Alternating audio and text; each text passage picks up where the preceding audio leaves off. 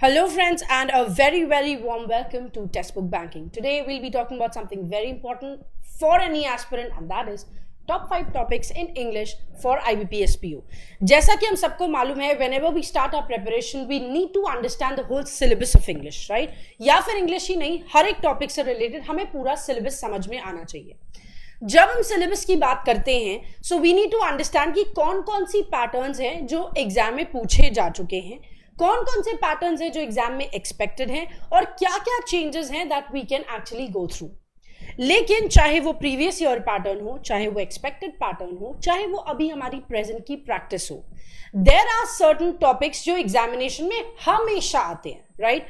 और उन हमेशा वाले टॉपिक्स को, ऑलवेज आस्क्ड वाले टॉपिक्स को हम यहां पर कवर करेंगे. And apart from that I would ask you people कि इन टॉपिक्स पे जो हम आपको बताएंगे क्या क्या चीजें इसमें प्रैक्टिस करनी जरूरी है, उन्हें प्रैक्टिस करें क्योंकि ये can actually give you more than 15 marks in the examination, right? Now without wasting any moment let's get started with this. So यहां पर सबसे पहला और सबसे इंपॉर्टेंट चीज जो हम यहां पर बताएंगे वो क्या है? Most important topics for IBPS PO. जब हम इन टॉपिक्स की बात करते हैं so of course there are certain things that are very important for us, right?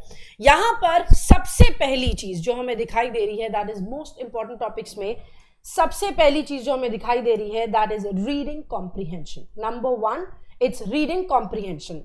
Now please understand, RC ऐसा टॉपिक है जो प्री में भी आएगा, मेंस में भी आएगा, क्लर्क में भी आएगा, पीओ में भी आएगा, आरआरबी के एग्जाम में भी आएगा. आरआरबी में तो खैर सिलेक्शन है, आरबीआई में भी आएगा, एसबीआई में भी आएगा, IBPS. Basically it comes in every examination, right? Why? Because ये आपके डिसीजन मेकिंग एबिलिटी को टेस्ट करता है. कैसे? ऑथर के पॉइंट ऑफ व्यू से एक सेट आपको बनाकर दिया है, एक केस स्टडी आपको बनाकर दी है और उस केस स्टडी को आपको पढ़कर बताना है कि आप उससे क्या इन्फ्रेंस निकाल रहे हैं, आप उससे क्या मीनिंग निकाल रहे हैं. और यही इनका रीजन होता है रीडिंग कॉम्प्रिहेंशन को समझने का, पूछने का कि आप क्या डिसीजन लेते हैं अगर आपके सामने एक सिनेरियो रखा गया तो. ठीक है? So reading comprehension is something that will definitely come in your examination और ये 7 to 8 मार्क्स का तो आता ही आता है. ठीक है? मूविंग ऑन, सेकेंड है हमारा या तो फिल इन द ब्लैंक्स आएगा या तो क्लोज टेस्ट आएगा. दोनों ही फिलर बेस्ड एक्सरसाइज है और दोनों में से कोई ना कोई एक डेफिनेटली एक्सपेक्टेड है हमारे एग्जामिनेशन पॉइंट ऑफ व्यू से. और अगर एक्सपेक्टेड है तो ऑब्वियसली बात है फिलर्स काफी इंपॉर्टेंट होते हैं. फिलर्स एक्चुअली चाहे वो सिंगल फिलर की बात करो, डबल फिलर की बात करो, कॉलम बेस्ड फिलर की बात करो, मल्टीपल फिलर की बात करो, ट्रिपल फिलर की बात करो, हर एक चीज में या क्लोज टेस्ट की बात करो, सारे फिलर्स में 2 चीजें हैं जिन्हें हमें फोकस करना होता है. एक हमारा वोकैबुलरी, ऑब्वियसली वोकैबुलरी नहीं भी आती है तो एक आइडेंटिफिकेशन ऑफ वोकैबुलरी जरूर सीख ले. ठीक है? कि वोकैबुलरी को समझना कैसे है, कैसे समझेंगे कौन सा वर्ड कौन सी पार्ट ऑफ स्पीच का है. क्योंकि हमने तो जैसे सपोज करो हमने देखा हुआ है क्या कि एल में एंड होने वाला वर्ड एडजेक्टिव भी होता है, एल में एंड होने वाला वर्ड नाउन भी होता है. तो डिफरेंस कैसे आएगा? एडजेक्टिव तब बनता है जब आप नाउन में एल लगाते हो. ठीक है? इकोनॉमी में इकोनॉमिकल लगाते हैं जैसे वैसे. और नाउन तब बनता है जब आप वर्ब में एल लगाते हैं जैसे रिफ्यूज अल, डिनाई अल. तो यहां पर जब कभी भी एल में वर्ड एंड हो रहा है तो ये आइडेंटिफिकेशन है कि कौन सा नाउन बन रहा है, कौन सा एडजेक्टिव बन रहा है. IOUS में एंड होने वाला, IVE में एंड होने वाला, OUS में एंड होने वाला, ये सारे वर्ड्स आपके एडजेक्टिव होते हैं. ION, NESS, ये सब ITY, ये सब एंड होंगे तो नाउन होगा. ये आइडेंटिफिकेशन अगर आपने सीख ली तो आपको बहुत हेल्प मिलेगी क्वेश्चंस को आइडेंटिफाई करने में, वर्ड्स को आइडेंटिफाई करने में और ऑप्शंस को एलिमिनेट करने में. That's one thing. और दूसरी जो चीज हमारे लिए बहुत इंपॉर्टेंट होती है वो होती है ग्रामर. क्योंकि आपके ब्लैंक से पहले और ब्लैंक के बाद क्या दिया हुआ है ये आपको हेल्प करता है ब्लैंक में क्या प्लेस करना है इसकी जजमेंट को क्लियर करने के लिए, right? So of course it's very important for all of us and we need to take care of it, right? ये बात हुई. फिर तीसरा नंबर है पैराजंबल का. अब चाहे पैराजंबल आए चाहे आपका सेंटेंस रीअरेंजमेंट आए, हम डेफिनेटली एक्सपेक्ट करते हैं एक रीअरेंजमेंट बेस्ड एक्सरसाइज को, नहीं तो ये वर्ड रीअरेंजमेंट बेस्ड एक्सरसाइज भी आजकल पूछने लग गए हैं. Right? So that's what we are talking about कि रीअरेंजमेंट बेस्ड कुछ ना कुछ क्वेश्चन जरूर आएगा, यस और नो, है ना? So that is the why हमें इन 3 चीजों के ऊपर फोकस करना है। इन 3 चीजों के ऊपर फोकस करने के लिए जो सबसे ज्यादा इंपॉर्टेंट चीज है, दैट इज व्हाट, इनके लिए सबसे ज्यादा इंपॉर्टेंट चीज है आपको अपनी रीडिंग स्किल, आपको अपनी अंडरस्टैंडिंग एबिलिटी और आपको अपनी वोकैबुलरी का डेवलपमेंट करना पड़ेगा, ठीक है? वोकैबुलरी नहीं, सेंटेंस स्ट्रक्चर में तो ज़्यादा इंपॉर्टेंस प्ले करता है आपका सेंटेंस स्ट्रक्चर रीअरेंजमेंट में। अदर दैन दैट अगर हम ऑल टुगेदर पूरे इंग्लिश की बात करें तो उसके बारे में भी अभी थोड़ी देर में बात करेंगे। फिर उसके बाद कह रहे हैं क्या, चौथे नंबर पे है हमारी वोकैबुलरी का portion. Of course vocabulary important है। क्यों इंपॉर्टेंट है? क्योंकि वोकैबुलरी बहुत सारी चीज़ों में आती है। आरसी में वोकैब आती है, डायरेक्ट वो सिनोनिम एंटोनिम वाले क्वेश्चंस आपने देखे होंगे, आरबीआई में ज्यादा पूछे जाते हैं और एसबीआई में ज्यादा पूछे जाते हैं ऐसे questions, right? Apart from that filler में ये आपको हेल्प करता ही करता है, आपको क्लोज टेस्ट में भी ये आपकी हेल्प करता है। अगर मान लो आपको किसी वर्ड की मीनिंग नहीं पता है तो उसके फॉर्म्स भी नहीं पता होंगे, फॉर्म्स नहीं पता होंगे तो वो ग्रामेटिकल एरर में चला आएगा।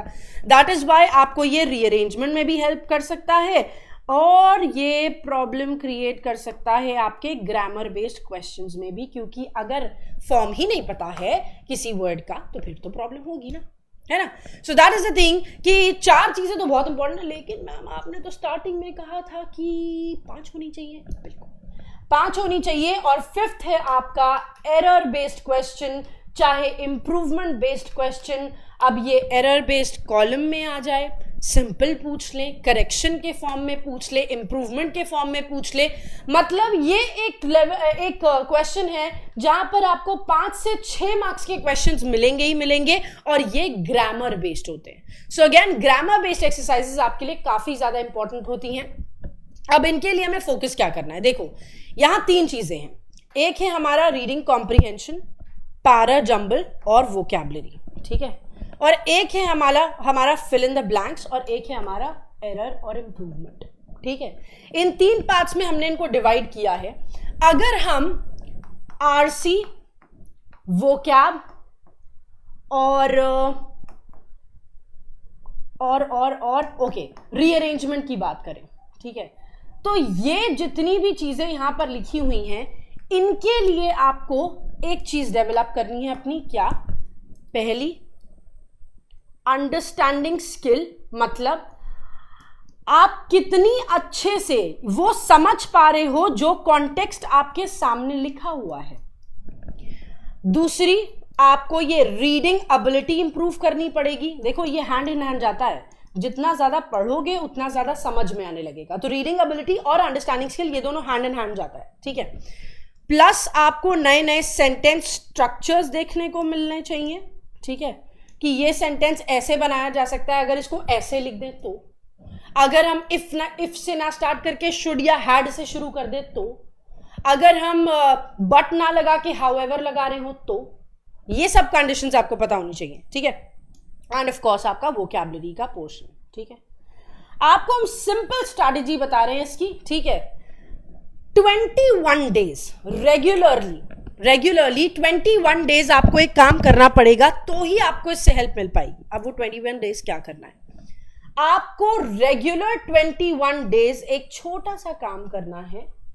किसी भी न्यूज़पेपर से एडिटोरियल सेक्शन में से स्टार्ट करने के लिए टाइम्स ऑफ इंडिया भी ले सकते हो, ठीक है, लेकिन द हिंदू पे शिफ्ट हो जाना आफ्टर 10 डेज, ठीक है, 10-15 डेज।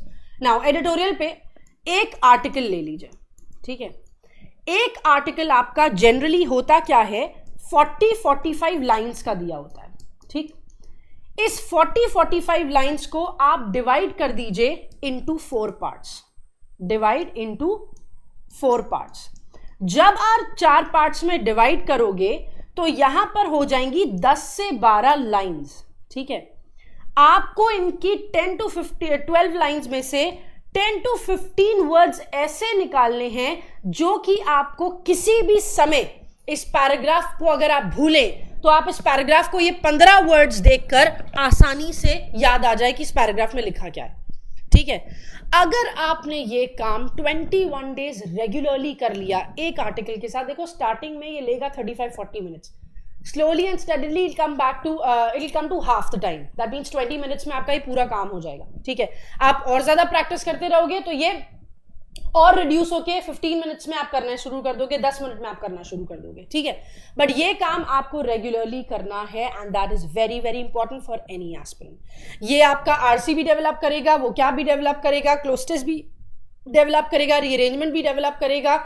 आप अगर ऑब्वियस की बात है आर्टिकल पढ़ रहे हो तो आपको जीए की नॉलेज भी आ रही है, अगर आपकी अंडरस्टैंडिंग स्किल और रीडिंग एबिलिटी बढ़ रही है तो आपको क्या बोलते हैं उसको, सीटिंग अरेंजमेंट सॉल्व करने में प्रॉब्लम नहीं होगी, डीआई सॉल्व करने में प्रॉब्लम नहीं होगी, लॉजिकल रीजनिंग सॉल्व करने में प्रॉब्लम नहीं होगी। क्यों? क्योंकि ये सब कुछ तो कॉन्टेक्स्ट से भरा हुआ है जो आपको रीड करना है और कंक्लूजन्स निकालने हैं, राइट।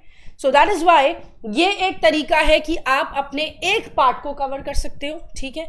हमारा जो दूसरा पार्ट है दैट इज एरर्स और इंप्रूवमेंट का, ठीक है। एरर्स और इंप्रूवमेंट का, let me tell you very very frankly guys कि एरर्स और इंप्रूवमेंट में वैसे तो सब कुछ कहते हैं इंपॉर्टेंट है, लेकिन there are 5 topics that are very very important. One is adjective, the other is adverb, फिर आता है verb and then comes preposition, जिसमें फिक्स प्रेपोजिशन सबसे ज्यादा इंपॉर्टेंट है, ठीक है। And then comes your tenses, ठीक है। आपको दिख रहे होंगे यहाँ पर 5 टॉपिक्स, ये 5 टॉपिक्स आपके लिए बहुत बहुत बहुत बहुत ज्यादा जरूरी है, ठीक है। कुछ क्वेश्चंस आते हैं एग्जाम में जिन्हें हम कनेक्टर्स और स्टार्टर्स कहते हैं, ठीक है। कनेक्टर्स और स्टार्टर्स कहते हैं। इन दोनों एक्सरसाइज के लिए आपका कंजंक्शन प्लस आपका एडवर्ब, ये 2 टॉपिक्स आपके लिए काफी इंपॉर्टेंट है। तो ऑल इन ऑल देखा जाए तो नाउन प्रोनाउन में भी थोड़ी थोड़ी चीजें हैं, जैसे नाउन में पर्सोनिफिकेशन है, प्रोनाउन में आपका पर्सनल प्रोनाउन, रिलेटिव प्रोनाउन का यूसेज है, ये सब चीजें आपके लिए एग्जामिनेशन में बहुत जरूरी हैं। हाँ, इसमें रिलेटिव प्रोनाउन तो लिख ही लो क्योंकि ये तो है ही जरूरी यार, है ना। Relative pronoun is another topic that is very important, ठीक है। नाउन के टॉपिक में से पर्सोनिफिकेशन पढ़ना आपके लिए जरूरी होता है, ठीक है। अब ये सब जो चीजें हैं ना, ये ग्रामर में हेल्प करेगी आपको, ग्रामर बेस्ड सारे क्वेश्चंस में हेल्प करेगी, जिसमें से अगर आपको नहीं पता हो तो 9 AM वाला हमारा जो सेशन चल रहा है उसमें हमने आपको नाउन पढ़ा दिया, प्रोनाउन पढ़ा दिया है, एडजेक्टिव ऑलमोस्ट कंप्लीट हो चुका है, वर्ब का टॉपिक हम 1-2 कंप्लीट कर चुके हैं एंड सो ऑन, हम सारे टॉपिक्स ही कवर करने वाले हैं, राइट। एंड हमारा जो थर्ड कंडीशन है that is filler based question का, चाहे सिंगल हो, चाहे डबल हो, ट्रिपल हो, मल्टीपल हो, क्लोज टेस्ट हो, किसी भी तरह का फिलर हो, राइट। फिलर में आपको अभी हमने थोड़ी देर पहले वैसे बता दिया था कि दोनों चीजों का इंपॉर्टेंस जरूरी है। वोकैबुलरी में आइडेंटिफिकेशन जरूरी है कि ये कैसे समझ में आएगा, क्या उसमें लगना है, ठीक है। Identification of parts of speech समझ में आना चाहिए कि कैसे कौन सी पार्ट ऑफ स्पीच को समझना है, और दूसरा आपका ब्लैंक से पहले और ब्लैंक के बाद क्या दिया हुआ है, दैट मीन्स आपका ग्रामर भी इक्वली इंपॉर्टेंट है, ठीक है। एक और चीज जज करना चाहो तो कर सकते हो, दैट इज टोन मतलब कि सेंटेंस आपका पॉजिटिव वे में लिखा गया है या नेगेटिव वे में लिखा गया है, ठीक है। जब आपने इन 3 चीजों के ऊपर कमांड पा ली तो आई एम टेलिंग यू, आपको इंग्लिश डिफिकल्ट तो छोड़ो, ऐसे लगेगा कि यार यही वो सब्जेक्ट है जो मुझे स्कोर करा के देगा, यही वो सब्जेक्ट है जो मेरे मार्क्स में एड ऑन कराएगा, और एड ऑन कराएगा इसी की वजह से मेरे मार्क्स इंप्रूव होंगे, मुझको ऐसा भी लगने लग जाएगा। बट इट्स जस्ट दैट कि 21 डेज तक आपको रेगुलर प्रैक्टिस करनी है। वो इसलिए बोलते हैं क्योंकि 21 डेज एक मिनिमम टाइम है आपको एक हैबिट डेवलप करने का, ठीक है। तो वो बहुत ज्यादा जरूरी है। With this we come to you कि आपको इन सारी स्ट्रैटेजीज में, इन सारी चीजों में टेक्स्ट बुक कैसे हेल्प करेगा। टेक्स्ट बुक हेल्प करेगा अपने सुपर कोचिंग के जरिए, जहां पर हम सुपर टीचर्स के साथ we have developed 15+ super teachers का 20 वीडियो कोर्सेज, जहां पर आपको डिफरेंट वेज, स्ट्रैटेजीज, कॉन्सेप्ट्स और आपके बेसिक्स क्लियर करे जाएंगे, पढ़ाए जाएंगे। आपने जब कॉन्सेप्ट्स और बेसिक्स को क्लियर कर लिया तो सेकेंड चीज होती है हमारा कहां से हम प्रैक्टिस करें, उसके लिए आपको कहीं नहीं जाना है। 1000+ मॉक्स यहां पर दिए हुए हैं। आप उसके अलावा 250+ स्टडी नोट्स हैं, आप किसी भी समय पर इन स्टडी नोट्स के साथ रेफर कर सकते हैं। एंड ये बनाए गए हैं हमारे इंडिया के टॉप बैंकिंग फैकल्टीज के द्वारा, and of course they are always with you, जो कि आपके साथ रहते हैं। अब ऐसा नहीं है कि यहीं पर खत्म हो गया, वीडियो कोड दे दिया भैया खत्म कहानी, नहीं। आपका 1-on-1 इंटरेक्शन कंटिन्यूड रहता है। आपके डाउट सॉल्विंग सेशंस कंटिन्यूड रहते हैं।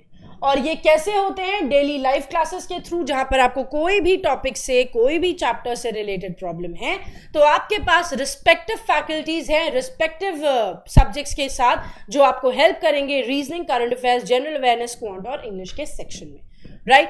सो विद दिस ये सारी चीजें एक छोटे से अमाउंट में आती हैं, दैट इज 333। उस पे भी आपको 20% ऑफ मिल जाएगा अगर आप कोड अप्लाई करोगे ANCHAL20। और ये 20 कोड ANCHAL20 कोड लगाकर आपको मिलेगा 20% डिस्काउंट, और वो अमाउंट और भी कम हो जाएगा। Do you get that? तो अब बचा क्या रह गया भाई, है ना? तो आपके लिए जरूरी है ज्यादा से ज्यादा प्रैक्टिस करना, क्योंकि जो अमाउंट आएगा भाई उसका तो एक पिज्जा भी आ जाता है ना? तो पिज्जा अवॉइड करके पढ़ाई कर लोगे महीने भर की, मेरे हिसाब से वो ज्यादा जरूरी है। Yes, that's a thing. So that's it. अगर आपको वीडियो अच्छा लगा है तो प्लीज लाइक करिएगा, शेयर करिएगा और चैनल को सब्सक्राइब करना बिल्कुल भी मत भूलिएगा, which is very very important. क्यों? क्योंकि ऐसे इन्फॉर्मेटिव वीडियोस के लिए आपको बार बार आना है, और बार बार आने के लिए आपको चैनल सब्सक्राइब करना जरूरी है। Thank you so much for joining me here. Happy learning and keep learning, most importantly keep learning. Take care guys.